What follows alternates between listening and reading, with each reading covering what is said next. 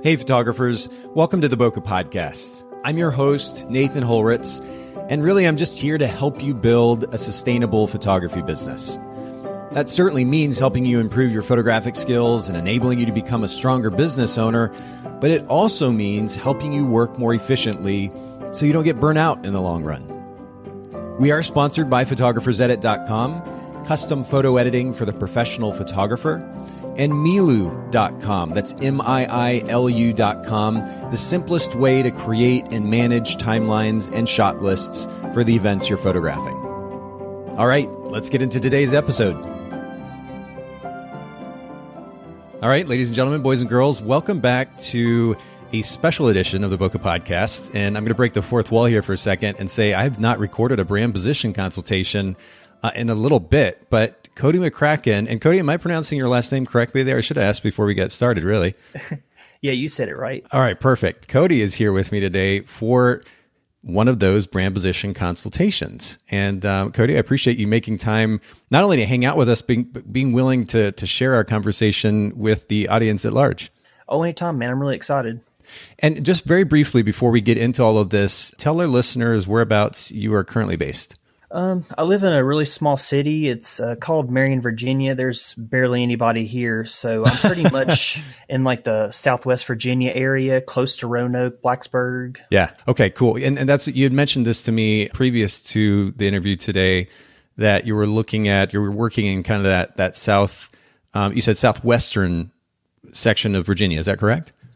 Yes, correct. Okay, cool. So, and we're going to get into that in more detail here in just a bit. But for everybody listening in, especially if you're a relatively new listener or you haven't listened to a brand position consultation, just very quickly, I want to introduce what a brand position is, what its significance is when it comes to a photography business. So, of course, there are various pieces of the puzzle when it comes to marketing our business as photography business owners.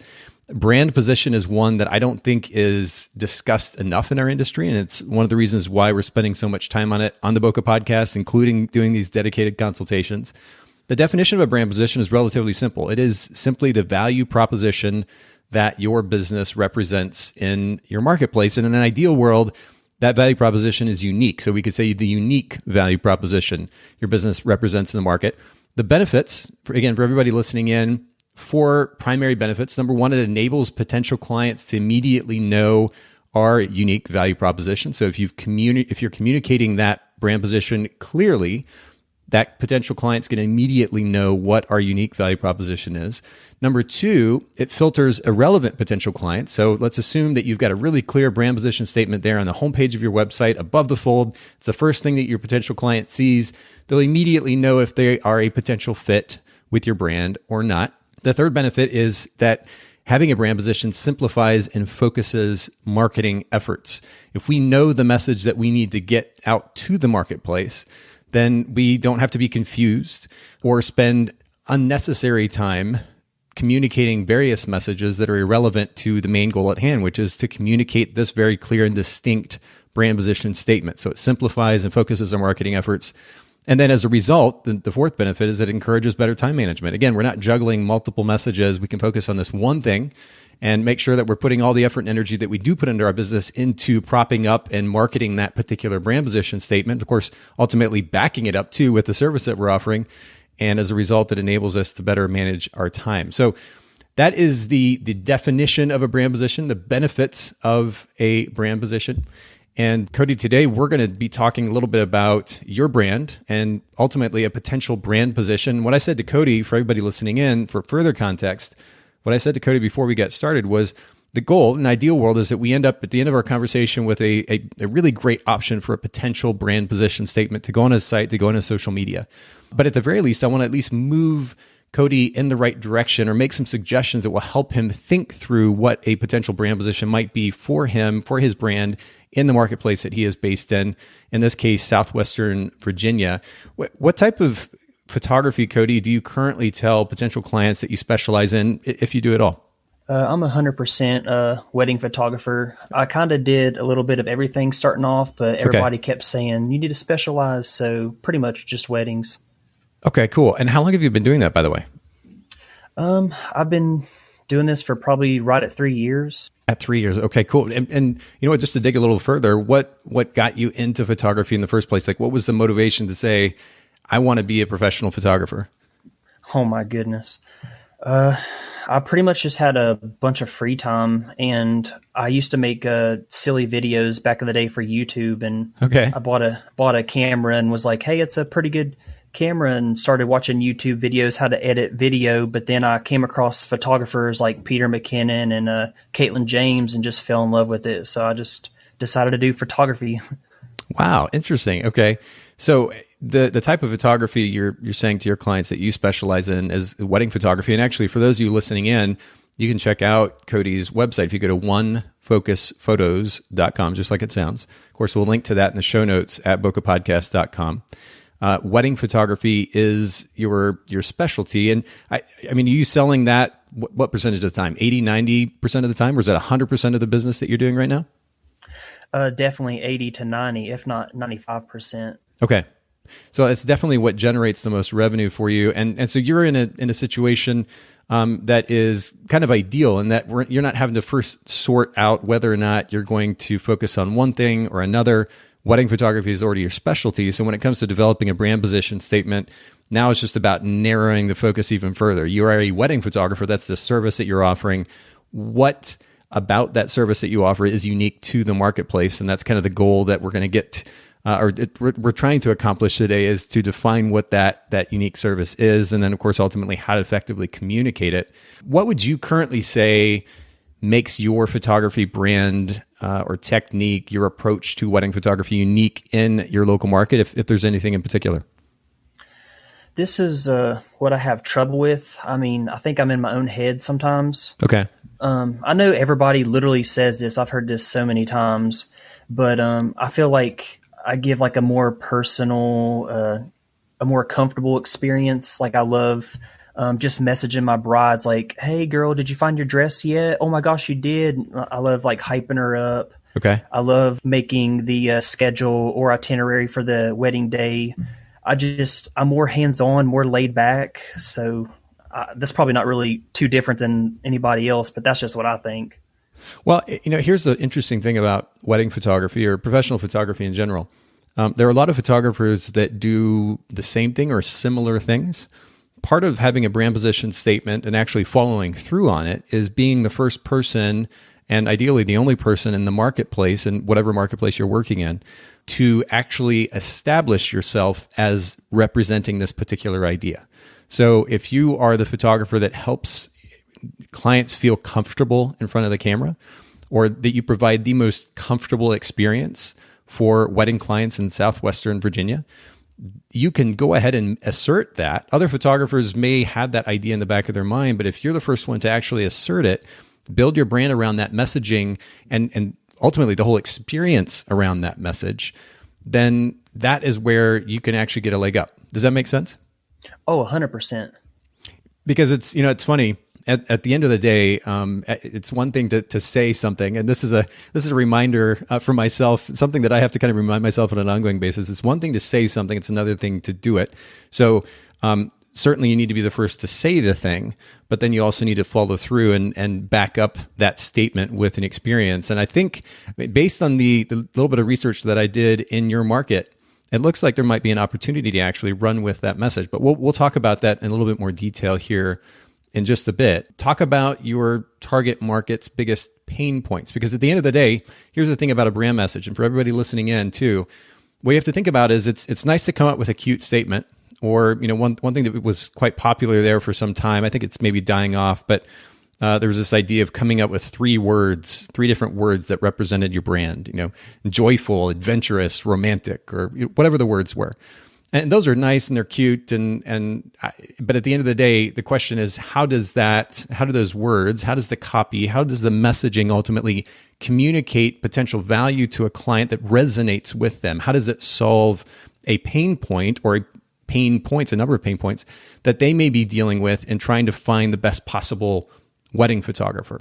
So that being said, Cody, I'm curious what you feel like your target customer's biggest pain points are.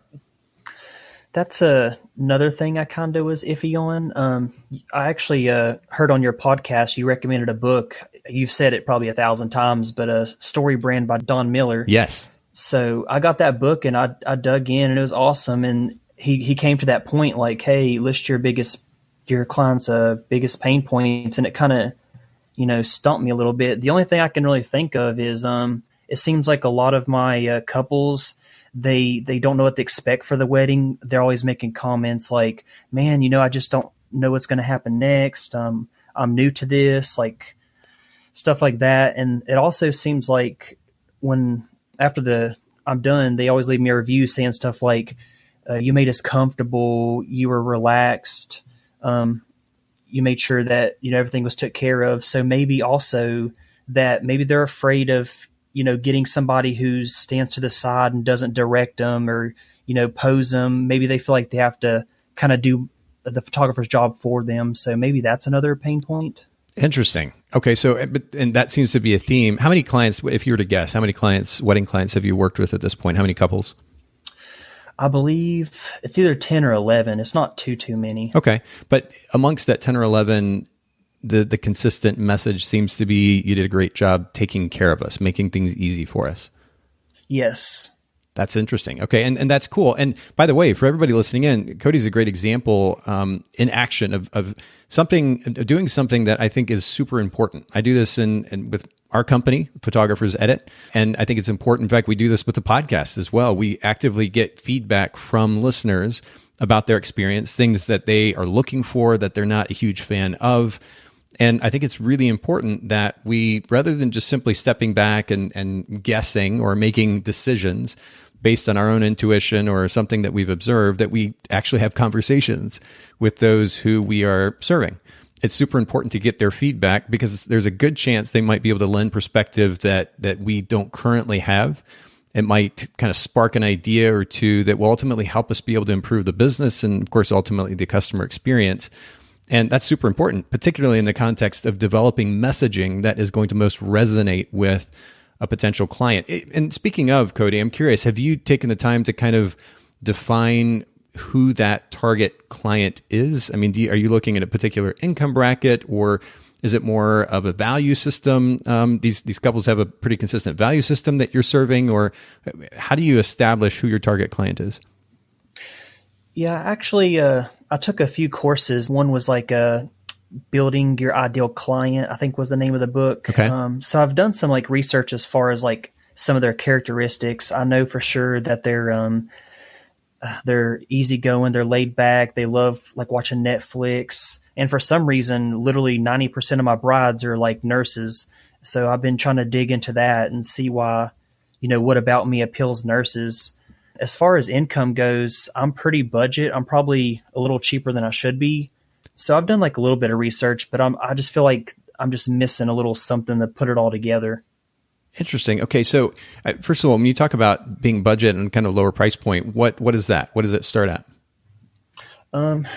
Well, just last year I was actually really cheap, doing like $500 a wedding. But sure.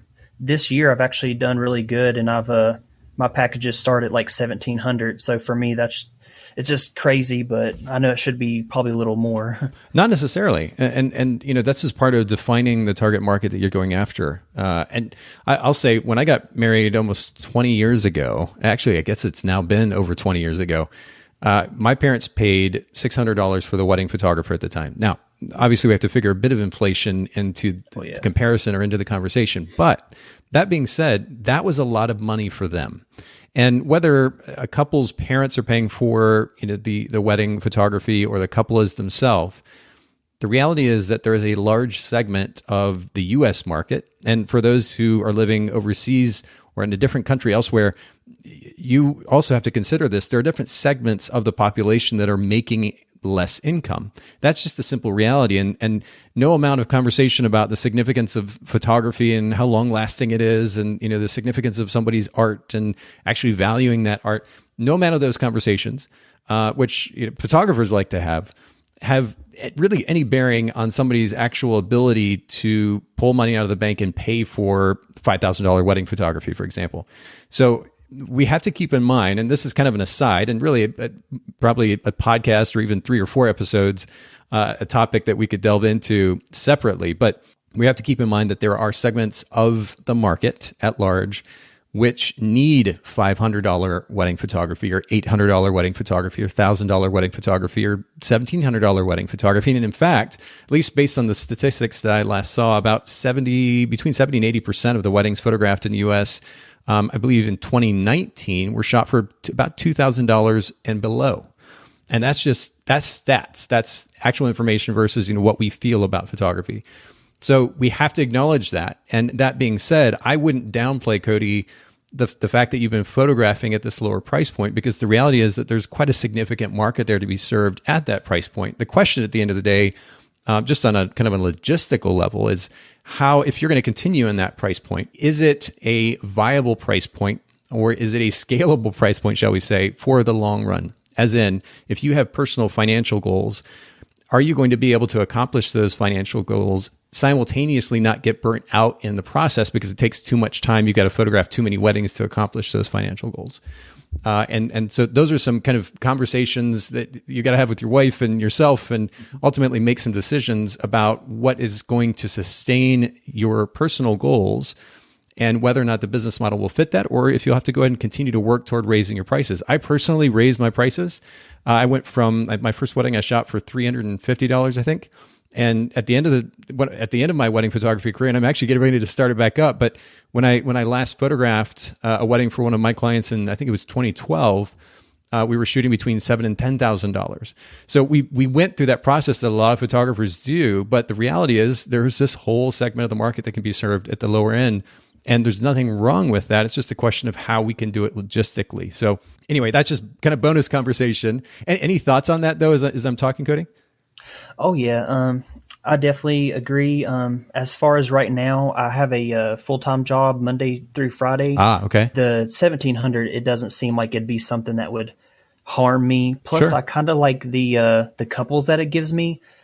It feels like they're just more like personal, easygoing. And for some reason, like, I'm kind of afraid to get the really, really expensive couples because maybe, I don't know, they might be like, I'm a sort of Southern kind of laid back guy, and I feel like maybe I would stick out a little too much if I got something that high. And also, I always hear you mention black and white wedding photography for skateboarders. Would you, since you said you're going to start back in it, are you going to do something wild like that? That's a great question. Yeah. So for context for everybody listening in, if you haven't heard previous conversations around brand position, one of the examples that I do give when it comes to creating a more distinct brand position and ultimately a variation on a service, and we're going to talk about this here in just a little bit, is, if I'm going to be a wedding photographer in Chattanooga, for example, which is the area that I live in, how could I create a variation on the service that would be unique? One, I could say that I'm a black and white wedding photographer, as in I only photograph in black and white. That would automatically make me stand out. I don't know of anybody in the area that's doing anything like that. And I could get even more specific, and I could say I'm, to Cody's point, a black and white wedding photographer who photographs skateboarders. That's the target market. That's who I'm serving. That's the only work that I'm displaying. And of course, that would really narrow down my potential target market. I'd probably have to go beyond Chattanooga in order for that to sustain me. But to answer your question, Cody, what I'm actually going to do, and this is a conversation of itself, I'm probably going to do an episode or even multiple episodes about it in the future, but I'm actually going to go after that very market that I was just talking about earlier. And that is kind of the budget market here in the Chattanooga market. Now, I know that there are photographers who are tapping into that, but I don't know of anybody to date. And I'm just in the process of kind of getting all of this going. So I still am in the research stage as well, or getting ready to do research as well. But I don't know of anybody in the area that's specifically running on that brand position. And because of my long-term goals with this business and ultimately where I want to go with it, serving that particular segment of the market is really important to me. And the plan is to run on that very specific position. Now, it's kind of a broad position, but it's also a broad position that will serve a lot of potential clients. So my hunch is I'm going to have plenty of business, and it will enable me to prove some of the concepts that I've been talking about here on the podcast, but it will also enable me to then kind of build or grow toward or step toward my end goal, which is a whole different conversation in and of itself. But yeah, to answer your question, the budget weddings in Chattanooga, the budget wedding market in Chattanooga is who I'm going to be serving. That's awesome.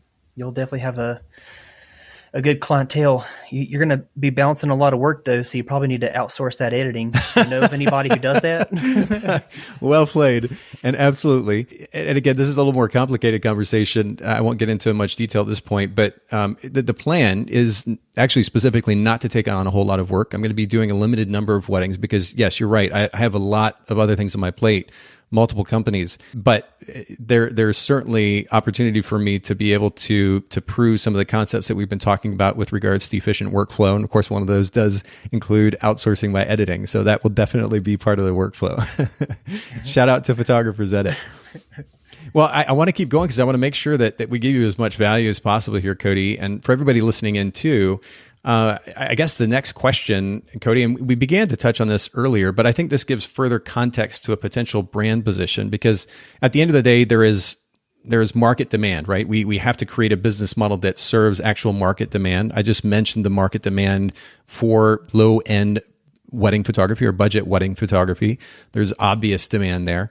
But aside from the actual market demand, we also want to make sure that we're creating a business model that as a reflection of our value set of the things that are most important to us. So I'm curious for you, Cody, what are the top 1 to 3 reasons that you started and run a photography business in the first place? I know you talked about how you got started, but what drove wanting to be a photographer?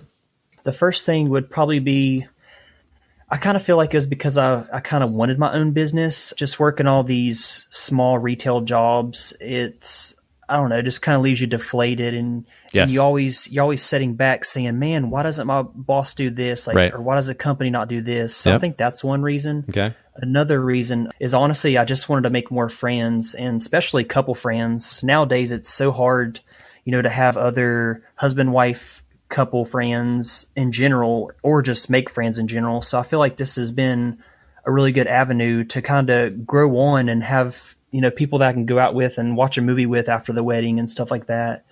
And probably a third reason would be I'm just a super competitive person.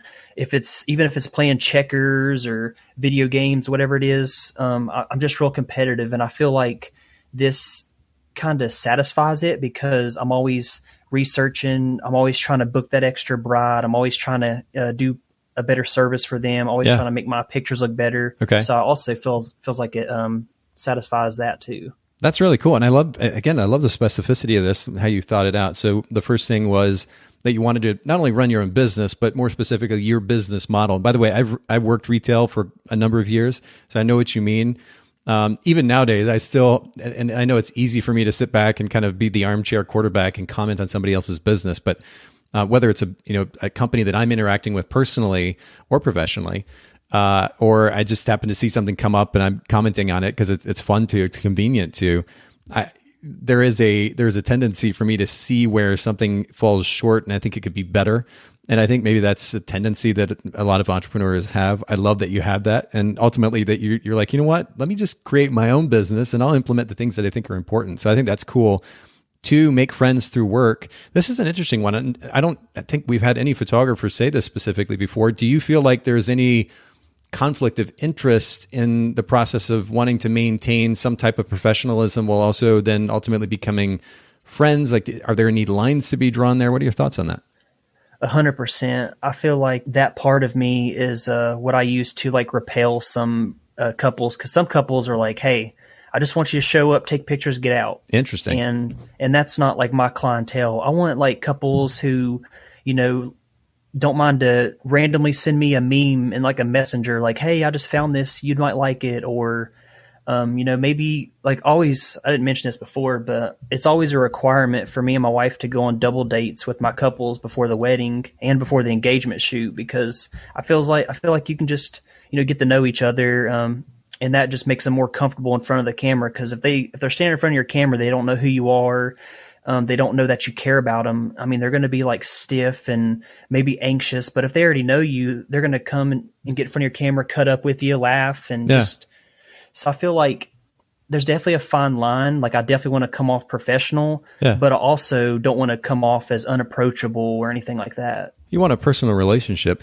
When you say that they're required to go with you on a double date, how do you how do you actually present that to them in a way that doesn't come off like you must go on a double date? Usually I'm like, hey, before you officially sign the contract and stuff, I always like to, take my couples out for a double date just to, get to know me and my wife, because your wedding is a special day and I don't want you to feel like I'm just, going to show up and leave. Like, I want you to know, like, I'm invested in who you are. That's cool. I'm gonna hug your grandparents and laugh with everybody. Like, I just want them to know it's like a personal approach ahead of time. If that makes sense. Yeah, no, I love that. And I think the way that you presented that time, it sounded a lot less harsh and very extremely less personal. Creepy. I think it's, you could say that too. No, I think that's great. And it very much follows, I think the thought process a lot of photographers have implemented in their business. I know it was something that I used to do. Most of the clients that I photographed, whose weddings I photographed, I did engagement sessions with. And in an ideal world, I also went out to eat with them. I do remember one relatively humorous experience that I had, I mean, in hindsight anyway, where I photographed the couple's engagement session, and the groom was the furthest thing from into the session and into his bride, sadly, at least visibly, as possible. I mean, just did not want to, the idea of any kind of PDA, public display of affection, was I guess made him uncomfortable, and that's fine, to each his own. Definitely not into the session, but man, he was definitely into the meal afterwards. So in some way, I was able to connect with the couple. She, I think, was hoping for a great session. He was looking forward to the meal. At the end of the day, it worked out. But yeah, I think it's great that you're trying to create that personal connection with them, and it's cool that you're going with your wife since you guys work together. I think that's super. I think it adds to this personal nature of the business model that you're describing, which very much, I don't know, it's really developing a cool, very warm picture ultimately in my mind about your brand. The other thing that you talk about though, which might seem kind of in contrast to that warm, friendly nature, is the competitive spirit that you have. Is this something that's always been the case for you, whether it was school or sports or whatever else? You've always been competitive? Oh yeah, definitely. It's definitely been a thorn in my side at times. Okay. But I mean, I try not to let it be. I know some people, get competitive and they turn that into, being angry and stuff, but I always try to use it to just be a better person. It also could be my faith. I have a personal relationship with Jesus Christ. So I feel like maybe that's what's holding me accountable. So I feel like in everything that I do, I have to just give 110%. Sure. That I can't like slack off during the wedding or slack off during an engagement session, because that's not the right thing. But instead I just need to, fire up and just, give it keep all. Going at it. Yeah. Wow. Well, I love this. And as this is exactly what I hope for in a conversation and a consultation like this, where you continue to paint a more detailed picture of not only who you are, but ultimately what you want your business to be. And this really helps us move in the right direction for trying to establish some type of a brand position. And I think this is a great example for our listeners, those of you listening in, if you're like, how do I figure out how I'm different, why I'm different, and ultimately translate that to my business model?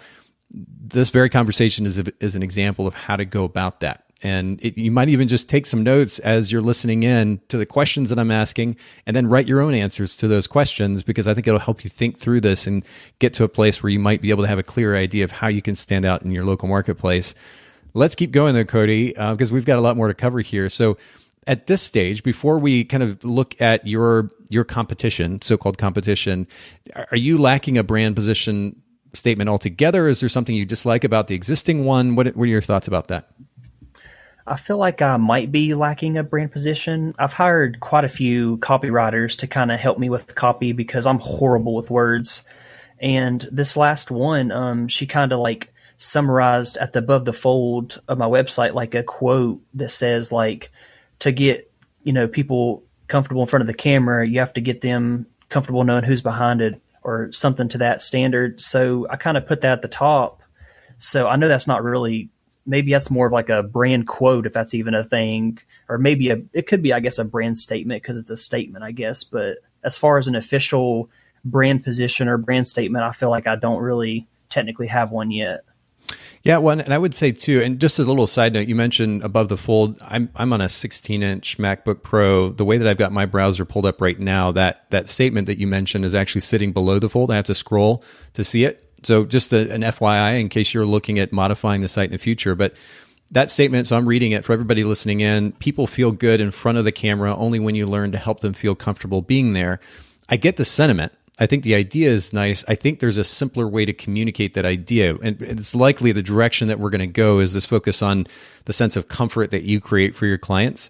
But I think there's a simpler way to say that, because this is something that I'll do. And my team knows this about me at Photographers Edit, and Milu as well. And I like to kind of quote, play dumb, in the sense that I want to, maybe you could put it this way. I imagine myself being like a third grader, reading a sentence. And if I don't understand that sentence as a third grader, then as a brand coordinator or a marketing, or a CMO, chief of marketing, if you will, then I've failed. I haven't done my job well. The goal with our marketing copy is to be as clear and concise as possible, but as easily understood as possible. Because the reality is not everybody processes language the same way. Even if they're American, for example, and we're writing in English, not everybody processes language and words the same way. Some people see different meanings and the same word that another person is going to see a totally opposite meaning in, or whatever the case. So the goal at the end of the day is to simplify the copy so that there is no chance that there can be any confusion about what something means. And so to that point, I get the sentiment in that copy there, but I think we could go with something much, much simpler. And so we'll talk about that here in just a second. Just for everybody listening in too, you're going to want to make sure to follow Cody. Give Cody a follow on Instagram, One Focus Photos, just like it sounds. And we'll link to it in the show notes as well.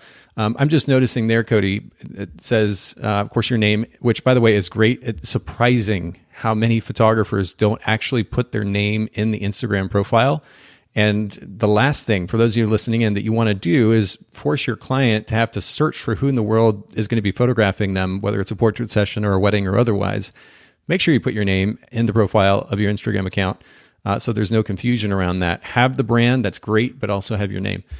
Wedding and portrait photography around Marion, Virginia, Friends, the TV show, Cats and Jesus is my obsession, your biggest goofball friend, and that's it. So yeah, to your point, no real clear and distinct brand position statement there either. We're going to work toward that. And to that point, actually, let's go ahead and take a look at your competition.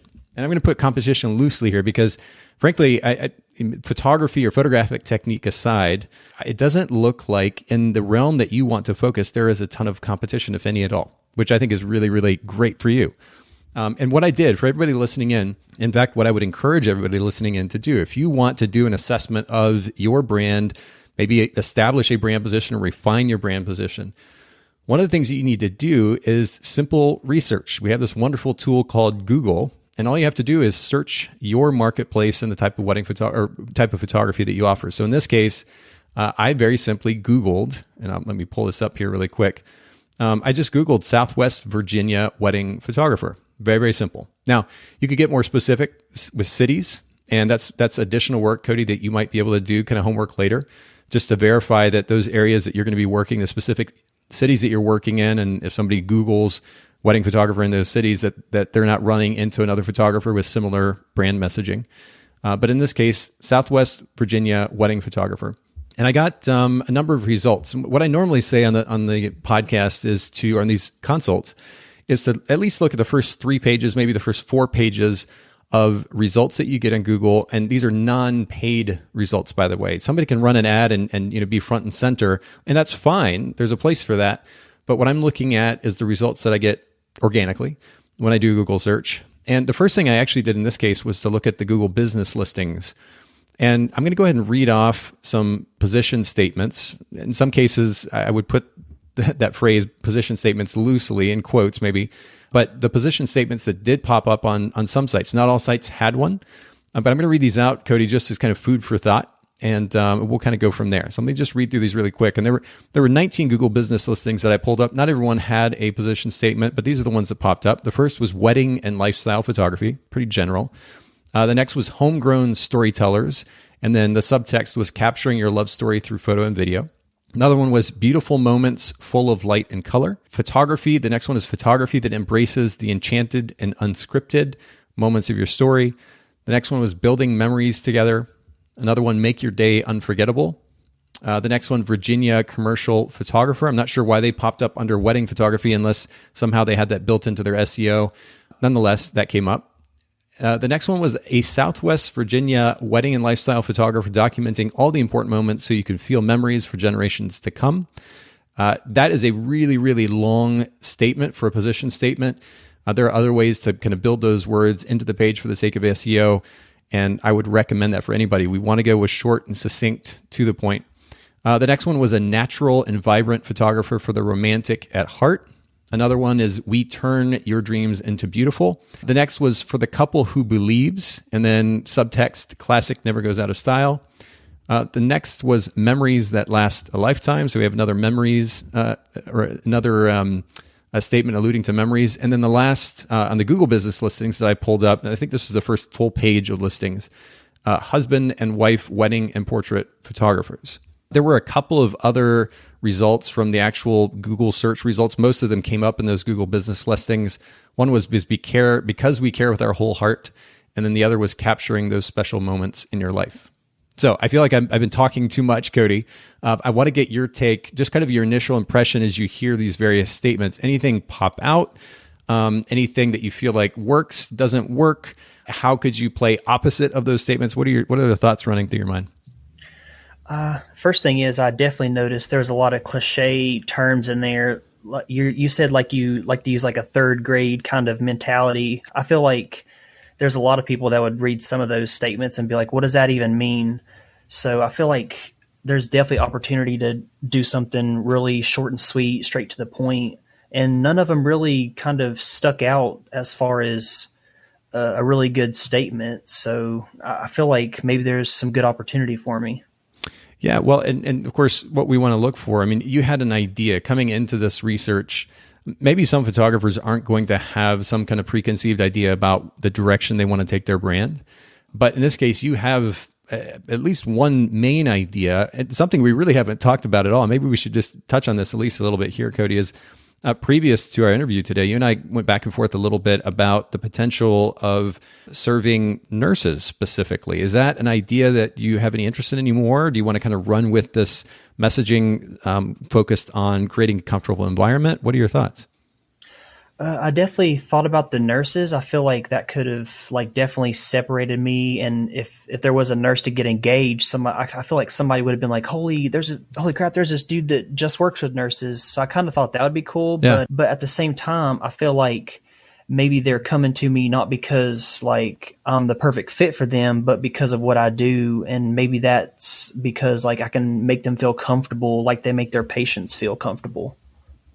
Interesting. Okay. Yeah. Because you and I were kind of going back and forth talking about how you could speak to borrow an earlier phrase, pain point for nurses, right? What's the thing or the things that are most common to nurses that you could speak to as a photographer and ultimately going to solve that so-called problem as their wedding photographer? But that's interesting. Their profession really centers around the idea of care and creating comfort.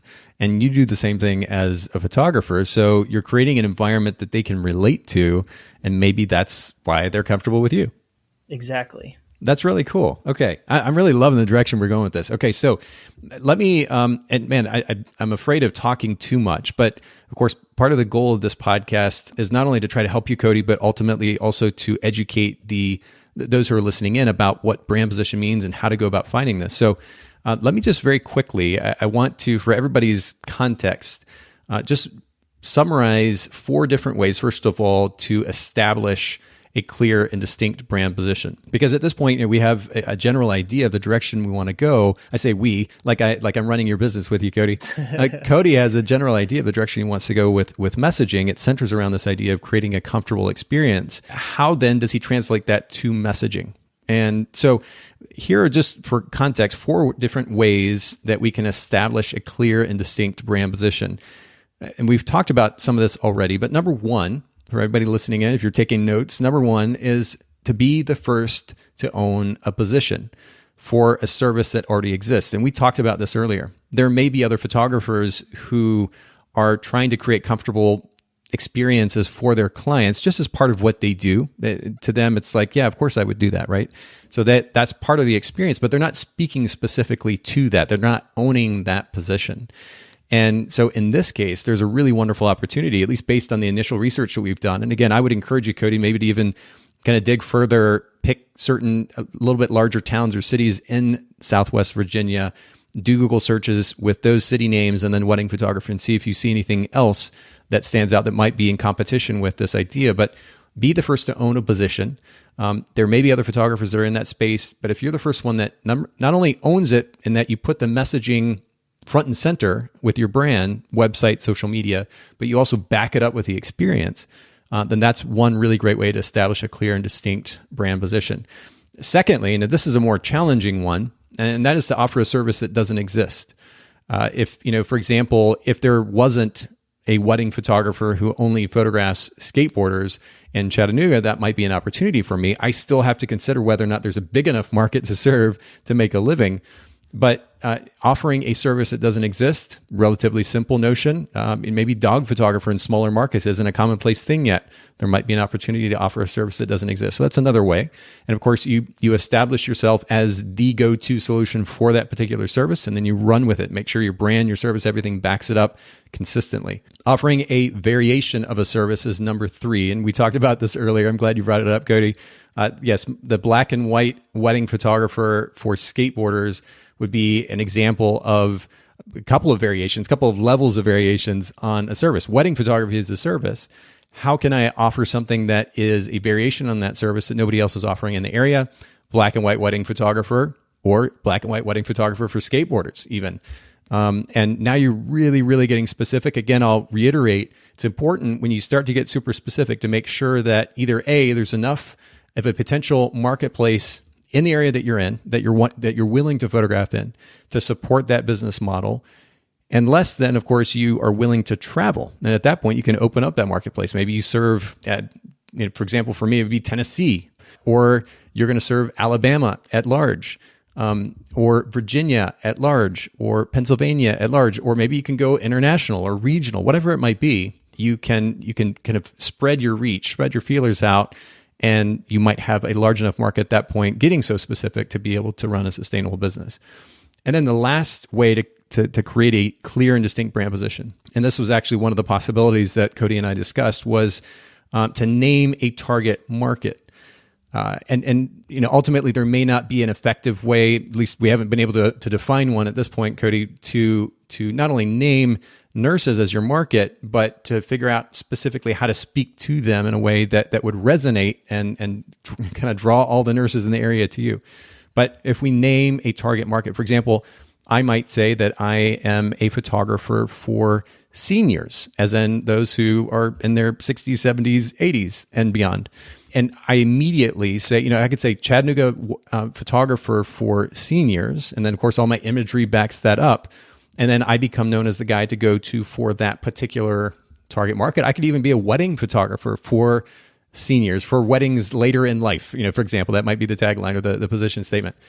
And that would be my target market. And actually, that's a pretty good position statement. There's a really great opportunity there nationwide, locally, or otherwise to be able to serve a target market. But that's the 4th way to establish a clear and distinct brand position. With those ideas in mind, Cody, which direction do you think you would tend to lean at this point? I feel like I'm still conflicted between maybe kind of being like just for the nurses. I feel like that could be a good way to go, or just stepping up and running with comfortability and just putting it above the fold and really just knocking it out of the park, like proving that I can be like the number one photographer who can make you just feel the most comfortable. Yeah, well, I'm actually writing down here a potential statement as you were talking. We were talking about this idea of comfortability, and again, that copy that's on the homepage of your site currently is playing on this idea. But I think we can write it in a much more straightforward manner. What if you were to say something as simple as, "I help you feel comfortable in front of the camera on your wedding day"? I like it. That's pretty straight to the forward, and I think a 3rd grader would understand it. Right, and that's the thing. There's a tendency, I think, with photographers, at least at times, to get cute or overly romantic or fancy or to borrow some whatever trendy phrase or words at the moment to use on our site. And there's something to be said for that, maybe to a point. But when so many people are doing it over and over and over again, it's easy to get lost in the noise digitally, literally, figuratively. But if you just very clearly and concisely state what it is that you represent, and then all of your imagery backs that up, the experience backs that up, the website backs that up, all the messaging backs that up, now you have an opportunity to create an experience that is distinct. And I think, the cool thing about this is it's not only something that you see an opportunity for in the market, there's an obvious opportunity for in the market, but it plays off your personality too. You're passionate about the idea of creating a comfortable experience. So you're not just going to say it, you're actually going to do it. So the idea of following through and creating an experience that matches that messaging isn't so far beyond the idea of a possibility. Thank you. I definitely feel like I can. I'm a pretty easygoing guy, so I feel like I'm more personal than the rest, so I 100% feel like I can knock it out of the park. That's cool. Well, and of course, that's just one example of a potential statement. There might be a way to refine that, and we could even follow up in conversation afterwards if you want to further refine it. But I would encourage you to go in that direction, with the caveat that I would also, if there are particular, I think you maybe mentioned Roanoke in conversation with me previously. If there are other towns that you may be working in specifically, go ahead and do a similar Google search for in those towns. Make sure that you're not running up against competition there as far as messaging is concerned. Then the next thing that I would do is, with that final brand position statement, go ahead then and move that position statement up front and center. So right now I'm on your site. I mentioned earlier that the big font from the messaging that your copywriter wrote previously is below the fold, at least in the format that I'm looking at it. I'm going to pull up the website on my phone as well. And it's a similar situation there too. So the copy actually gets cut off. I see people feel good, but even that text is getting cut off. This is on an iPhone 11 Pro, just to give you an idea of the size of the screen. So I would, whether you've worked with a website designer or you're doing it yourself, I would rework the layout for your homepage so that you can bring that text up and make it front and center. Having beautiful imagery to back that up is super important. But then that's the other piece of this that's really, really important is, in addition to the experience we talked about earlier, which I think just flows naturally for you, especially based on what you've already described, make sure that all the imagery that you're posting suggests it, whether through expression or body language. And I would suggest, since you're talking about creating this comfortable experience, including some images, quite a few even, on your website in different places of you interacting with the client. If your wife can take pictures of you doing just that, or if they're pictures of both of you interacting with clients, even better. But I would highlight the fact that you are creating this experience, and they see that, they know what that's like. Maybe you even add video as an additional layer of personalization. So they not only get to see this brand that's all about creating a comfortable experience, they see it reflected in the imagery. The clients are super comfortable with themselves. It looks really, really natural, but then they have video too, where they feel like they get to know you a little bit better. That might be an additional layer that you could add, whether it's on the homepage or maybe even on the About Me page.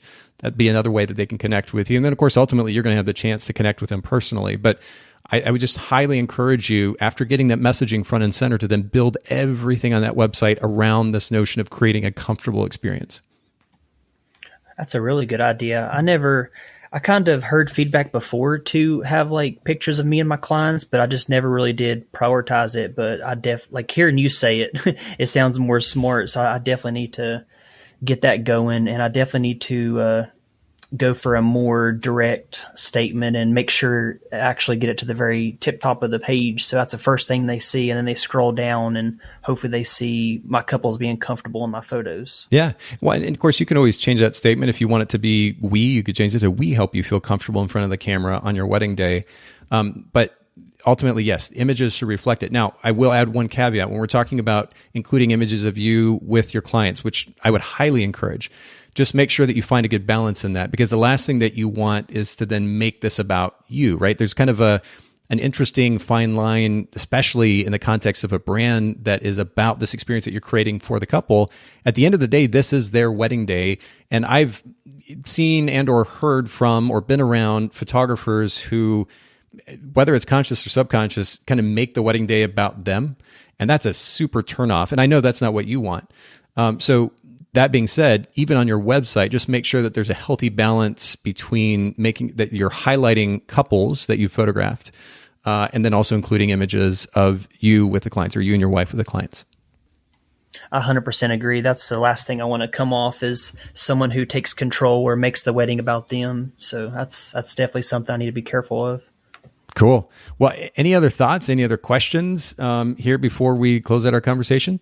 I think that's about it, other than I really also want to shout out, I know you already did earlier, but Photographer's Edit. I only did 3 weddings, maybe 4 this year, but Photographer's Edit, it just gave me so much free time to do other things. And I don't really make a lot on weddings, so I can see how somebody may be like, oh, well, I'm only doing a couple weddings or I don't charge much. But I can 100% say that letting your guys or letting your team, I guess I should say, letting them take care of the editing, it definitely has changed things for me. It's allowed me to build more connections with some of my followers on Instagram, to do a couple portraits to make extra money. So it's definitely something that people should think about, even if you are only doing like 3 or 4 weddings a year.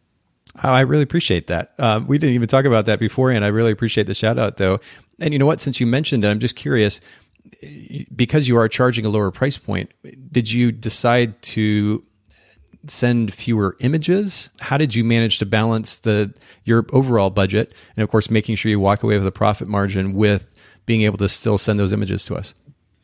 I slightly raised my prices to accommodate for it, and also just took a little bit of a cut for it. But it's honestly been more cheaper than I ever imagined it would be. So it's definitely nothing that I would, put a dagger in me or anything like that. So it's very affordable. Well, again, it's super kind of you to shout us out. And of course, Photographer's Edit, we can link to it in the show notes, but it's photographersedit.com. Cody, this has been a really fun conversation. I'm super impressed by your character, your personality, and ultimately the priority you put on just creating a really great experience for your clients. I know it's going to translate, even just based on our conversation, and certainly even seeing pictures. I'm seeing them scroll in front of me on your website right now. I can tell that you're doing this very thing that you're talking about. So I think it's cool that you're moving in the direction of establishing yourself and your brand in the arena of, this focus on a comfortable experience, because it's just going to flow naturally for you. Really stoked for you. We're going to link to your website, of course, in the show notes, onefocusphotos.com. Same thing on Instagram. Anywhere else that our listeners should follow you online? Just those 2 are fine with me. Perfect. We'll put those in the show notes, bokehpodcast.com, for everybody listening in. And Cody, thanks once again for hanging out with me today. Oh, thank you, brother. Thanks so much, photographers, for listening to the Bokeh Podcast. Will you let us know what you thought of the show by leaving a review of the podcast in the Apple Podcast app? And I'd love to hear from you personally with your thoughts about the podcast and suggestions about future topics and guests for the show. My email is nathan@bokehpodcast.com. Make sure to visit our sponsors, photographersedit.com, custom photo editing for the professional photographer, and miilu.com, that's miilu.com, the simplest way to create and manage timelines and shot lists for the events you're photographing.